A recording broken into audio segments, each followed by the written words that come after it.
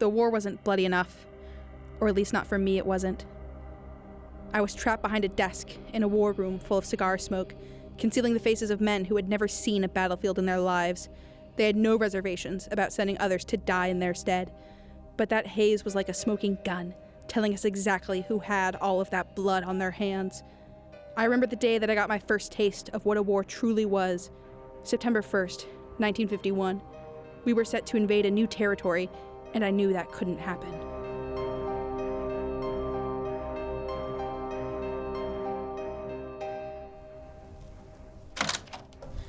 What the hell do you think you are? You can't just walk. Sir! I always hated the formalities of the war room, especially for men who didn't deserve my respect. My name is Professor Plum, and you're making a grave mistake. What makes you say that? I know the war better than you do. We just received word from the spies. The enemies have increased their weapons production, and they practically double their army every day.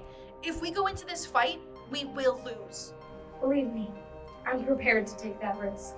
It's not a risk, it's a certainty. If we fight for this territory, we won't just lose the battle. We will lose everything. We are days away from a peace treaty with Japan. We'll start another world war before the last one's even done. I tried my best to make him understand, but he just wouldn't listen. We've already lost too many men to count. If we quit now, what did they die for? I will not have their sacrifice be in vain. How many more men will have to sacrifice themselves just so that another flag flies under ours? How many fathers ripped from their children? Sons ripped from their mothers? All right, you have my attention. You have until the sand reaches the bottom of this hourglass to give me a solution that will minimize casualties. The president says we need this territory, so we'll get it one way or another. If I'm not convinced, we'll do things my way. This isn't a game. There are lives at stake. Time is ticking. Okay, just let me think for a second. I knew the general was sadistic, but this was a bit much. We have to work, and we just have to, if we just... You're wasting my time, Plum.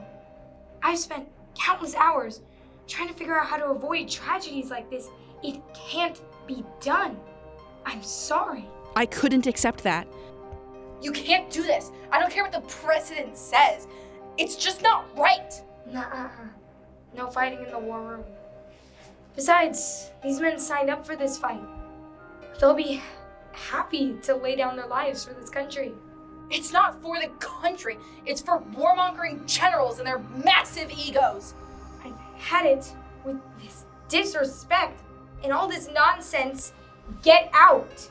There was nothing else I could do, so I swallowed my pride and I left. The war raged on.